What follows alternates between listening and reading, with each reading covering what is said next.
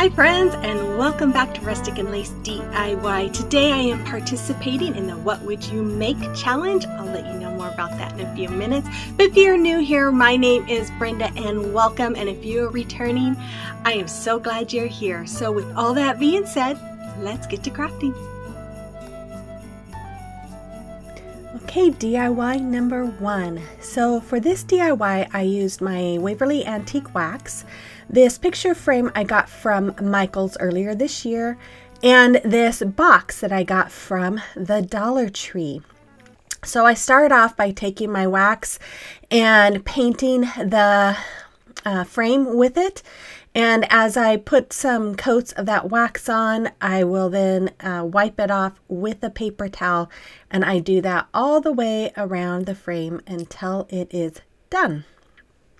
After that, once it was dried, well, while it was drying, I took the box and I'm just unattaching the side corners to make it a little easier to cut, and then I trim off those side pieces. And then after that, I am going to line up where I'm going to have this box, because it was a little bit bigger than the frame and I didn't want you to be able to see through the holes of the frame. So I take a pencil, I line it up, I outline it, and then I cut it, and then I realized I cut it too short. Oh my gosh, people, I can't cut a straight line for anything. So here I am going to kind of play around trying to see where I can get it so that I don't have to go buy a new box. And I finally get it, and I tape it in place so that it stays right where I need it. And then I am going to use some Jumbo popsicle sticks that I got from Walmart, and I'm going to hot glue those right over where the box and the frame meet to help secure it in place. And I do add some hot glue on the top and bottom of that as well.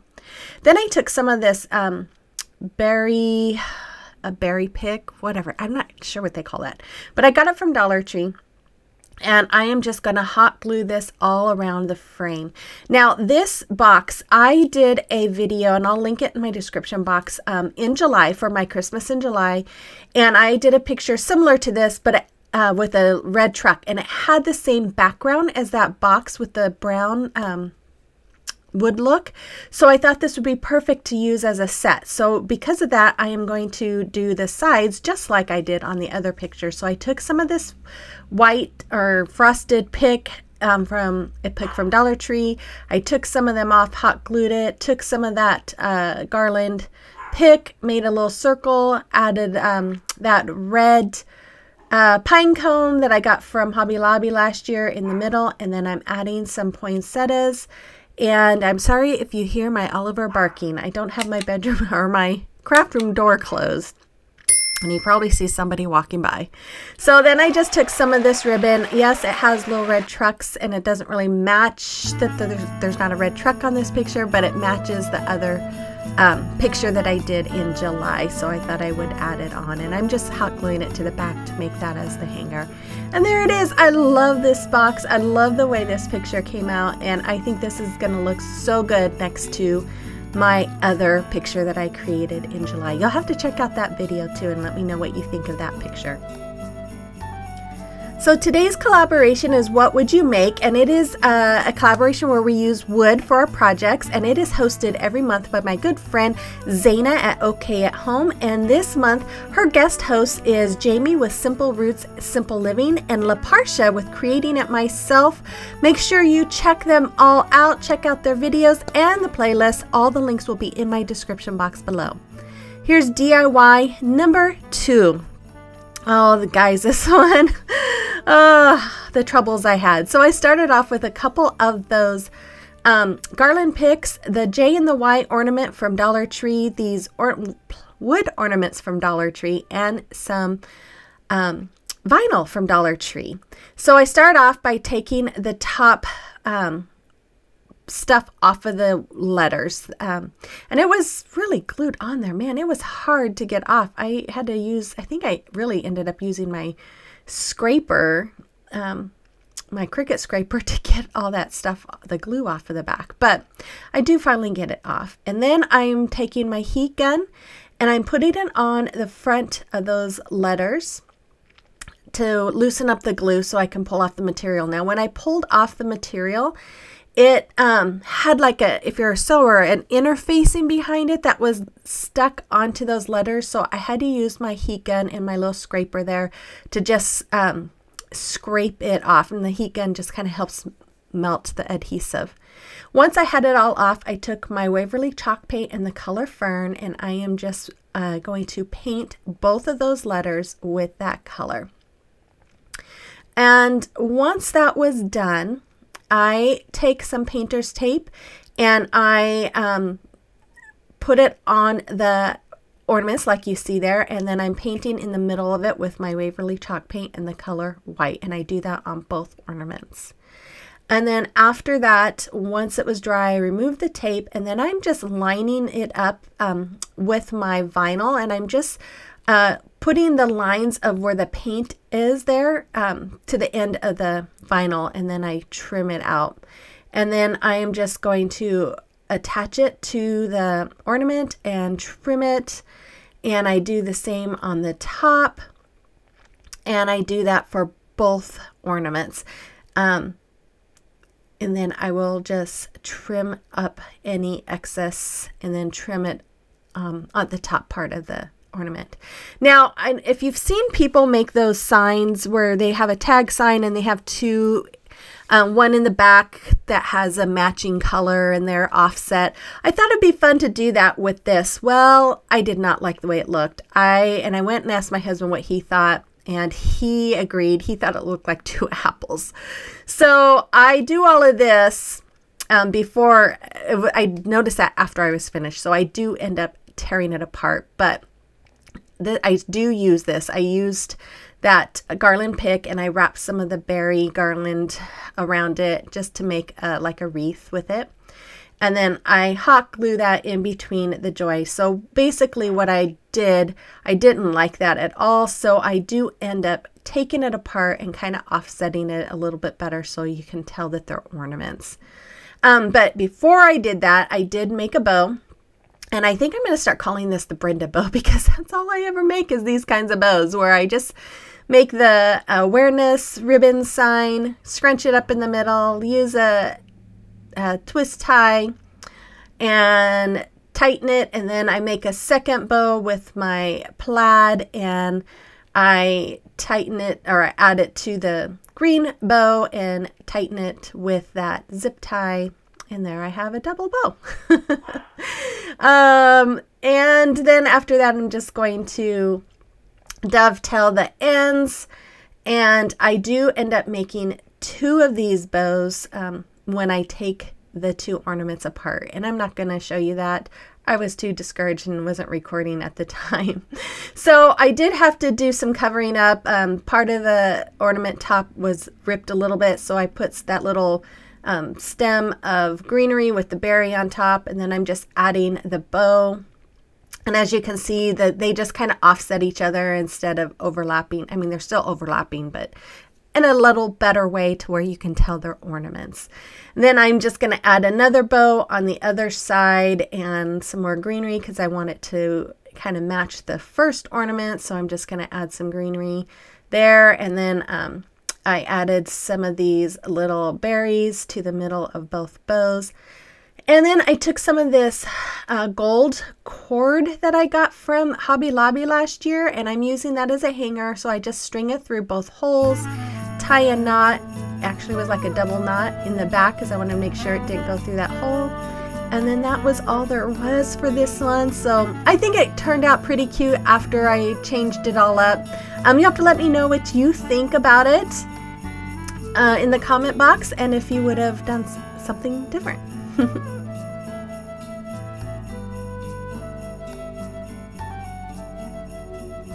And I'm going with those colors because that's my color scheme and my color scheme in my living room, not scream. Okay, here's the next DIY. Now, I had, first of all, I took 4 of these rectangle wood pieces. I don't remember where I got those. I got these little gingerbread men off of Amazon. I have a couple skewer sticks from Dollar Tree. I actually end up using 3 of those. Some half beads from Amazon, my apple barrel nutmeg brown paint, and some puffy paint in white, and some baker's twine. So I start off by cutting these down to 4 inches. And then and you can see I'm using my miter shears to cut it down, but you can use scissors or a box cutter. This stuff's really thin, so it cuts pretty easily. And once I got that done, then I am marking the middle of that piece, and then I'm going to use my square ruler to form an angle, and the angle was at about 1 1/16 of an inch. So you could probably just do 1 inch if you wanted, but that's the angle that I did. And then I just mark it and then cut them. And I do 2 of the houses this way with that kind of angle. And then I did 2 more houses that have a little, not as steep of an angle. So then I'm just measuring out the skewer sticks to match the top there, cutting them down, and then I'm using some hot glue and just attaching those skewer sticks on the top. And then I'm just going to use my half beads, and I start in the middle and I hot glue 2 at top, and then I just work my way down, and I believe there's ends up being 4 on each side. Now the reason why I'm doing this garland is about a month ago on the Crafted by Corey mini series, I used a what we call thumbnail for my advertisements, and it had a garland, a gingerbread garland on the back, because my theme for that was gingerbread. And I had a viewer who absolutely loved that garland and asked if I could recreate it. And so I am doing this for her. So I'm recreating the garland that was on the actual backdrop that I had used. And I think it comes out looking really cute. And as you saw there, I took some of that dowel and cut it down and put it on the bottom of the house as well. And then I took my nutmeg paint and I go and I paint over all the houses and the gingerbread men. Then I took my crocodile and I am just punching a little hole on each side of the house, right under the eaves. And then I do the same with the gingerbread man, but I use a marker to put little holes or dots so I know where to put the hole. And then after that, I take a white paint marker and I am drawing in their face.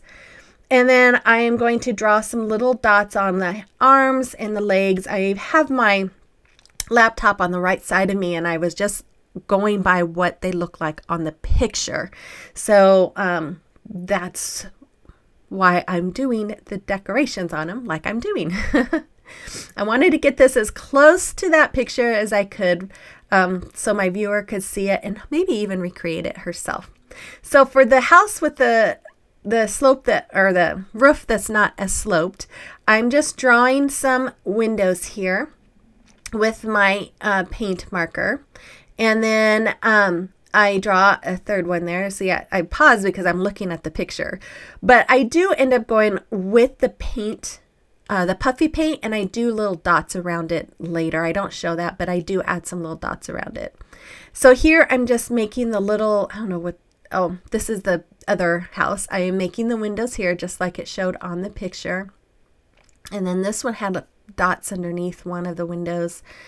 So I'm just, I guess both of the windows. So I'm just kind of looking at the picture and just doing what it showed, making the door here with the marker. And the reason why I'm doing the marker and the puff paint is because on the picture, some of it didn't look as puffy. So that's why I'm using the marker for that spot, that part of it.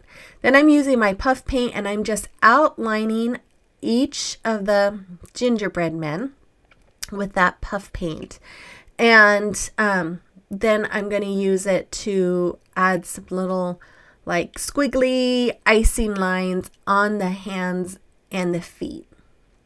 If you're liking today's video, I would really hope you'd consider subscribing to my channel. I have got a goal of reaching 5,000 before the end of the year, so I would love your help if you could hit that subscribe button and become part of our family. I would just really love it and appreciate it. And then make sure you give me that thumbs up and comment and let me know you're here. So for the second house, or the sloped house, I just went around with a puff paint and colored or put a whole bunch along those half beads. I made some, I don't know what they call those things above the windows. Then I made some little dots, and I went all the way down both sides of the house with those little dots. And then here I'm doing the same thing, going around the door with those little dots. Tell you, my thumb was getting tired of pushing that paint, puff paint. Then I just put a big dab along the bottom of the house. And then this one, I am tracing the outline of the house. And then I'm making some, what would you call it? Swirly things on the house, like icing. And then it looked like it had snow dripping down. So I go ahead and make some like V's and paint them in with the puff paint to make it look like snow dripping down. And I wasn't being real careful. And then I went around with little dots all the way around. But I wasn't trying to be exact because the pictures weren't exact. I mean, they were, as far as, you know, real asymmetrical or whatever. They were just, you could tell it was just like somebody decorated them. And then once they were all done and dried, I let them dry for like 6 hours. I took my twine and I put some tape around the end so that it'd be easier to thread through the holes. And I just go from the left, I go down into the hole and then went through the back and came up the hole on the right side. And I did that with each one of them. And I think I had them about 2 inches apart. And then I just tied knots on the very end, and there it is. And I'm going to hang this up in my kitchen and probably above my window. And I think it is so cute. So thank you to my subscriber who asked me to make these. These are adorable. I just love them. You'll have to let me know what you think about them as well. And then DIY number 4. This is my Chalk Couture DIY. For those of you who might not know, I am a Chalk Couture designer. So I use this wood chalkboard plaque, this transfer, these little chips that come with the plaque, and then some of my chalk paste. Now this is a set that comes together. It comes with 2 transfers, one for Christmas and one fall, and I just love this one. So I start off by fuzzing this transfer because it's the first time I've used it, and we want it to stick, but not stick so hard to where it pulls up your paste. So once I got it done, I am just putting it onto the board, and look how it fits there perfectly. And then I was just rubbing my hand around, making sure there were no air pockets. So here I'm doing something new. Normally I try using painter's tape to cover the spots I'm not gonna chalk, but I did it differently. So I took my shimmer gold and went over all the snow flakes, and then I'm taking my candy apple red and I'm going around the border and covering that up. And I took a while to do this because I was so worried. I'm such a messy painter. I was so worried about getting it on the areas I didn't want it to be.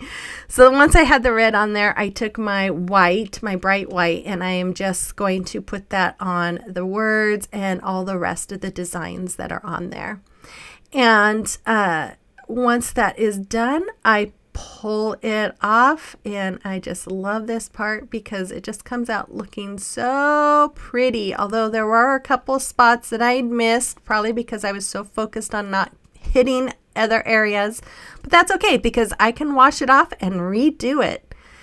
That's what's nice about these Chalk Couture things that, you know, if when Christmas is over, if I want to reuse this sign, I can just wash this off and use it for something else. So here I just took that little joy transfer, and I'm using my candy apple red and going over it and adding that to my little chip there, and it's so pretty. And then I'm using the little snowflake that came with it. I'm going to use my shimmer gold, and I'm going to put that on there, and I just love this stuff, guys. It is so much fun, and it's so much easier than a stencil because, you know, you always have the bleeding and I don't know. I guess I have a hard time with stenciling, and I just love this because it's just so much easier. So then I took this velvet cord that came with it, and I put it through both those holes, tied knots at the end, and they do have a little hanger at the top of my plaque to put it on. Then I took this Garland clip from Dollar Tree, and it folds right around that sign perfectly. I didn't glue it or anything, which I didn't want to glue it because I might use the sign for other things. And then I took one of these little Garland poinsettia clips, not Garland clips, and attached it, and there it is. It's so pretty, so simple. I just love it. You have to let me know what you think. And if you have any questions about Chalk Couture, make sure and let me know. I'd be happy to answer. Okay, there's the final reveal of all the items. Let me know in the comment box what you liked, what was your favorite, and if you haven't subscribed yet, please hit that subscribe button and help me reach my goal. If you have subscribed, share this video with friends, family that maybe haven't subscribed yet, and ask them to subscribe as well. I'd appreciate it. And make sure you check out the host and the co-host videos as well as the playlist. I will have the links in my description box. I will be back on Tuesday with another video. So until then, you guys have a blessed weekend, and we will see you on the next one. Bye-bye.